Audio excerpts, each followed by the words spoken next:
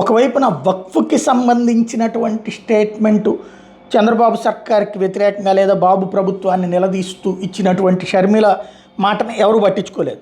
దాంతో తాజాగా ఇప్పుడు అటెన్షన్ మళ్ళీ తన వైపుకి రావడానికి మళ్ళీ వివేకానంద రెడ్డి హత్య కేసును రైట్ చేయడం, దాంట్లో సునీత ప్రాణాలకి ముప్పు ఉంది, వాళ్ళ పిల్లల ప్రాణాలకి ముప్పు ఉంది, ఇందులో అవినాష్ రెడ్డే అక్కడ ఉన్నాడు హత్య చేసినటువంటి సందర్భంలో అంటూ వ్యాఖ్యానించినటువంటి అంటే షర్మిల ఈ ట్వీట్ చేసినటువంటి సందర్భంలో ఇంతవరకు చూసి చూడనట్టు పోతున్నటువంటి వైఎస్ఆర్ కాంగ్రెస్ పార్టీలోని సీనియర్ నేతల రంగంలోకి దిగినట్టున్నారు.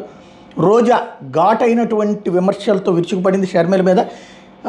పాజిటివ్ అంటే బాధ్యతగానే ఏదో తిట్టడం కాకుండా షర్మిల గారు ప్రెస్ మీట్లో మాట్లాడిన విషయాలు చూసాం.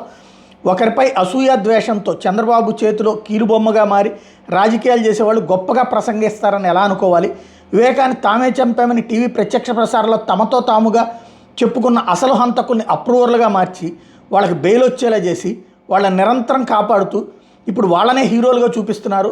ఒకప్పుడు వేల రూపాయలకు అప్పులు చేసిన వాళ్ళు ఇప్పుడు లక్షాధికారులు అయ్యారు. ఇది ప్రజలందరికీ స్పష్టంగా కనిపిస్తోంది.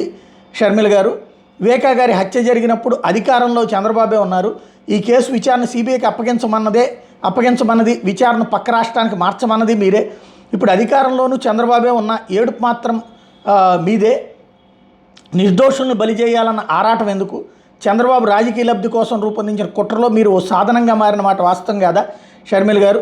దీని భాగంగానే మీరు నిర్దోషులపై బురద చల్లుతూ తప్పుడు ఆరోపణలు చేస్తున్నారు.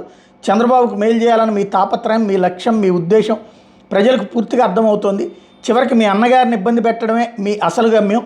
బాబు కక్ష రాజకీయాల్లో మీరు మరో కోణంగా మారిన విధానం ప్రజలు గమనిస్తున్నారు అంటూ సీరియస్గా స్పందించింది.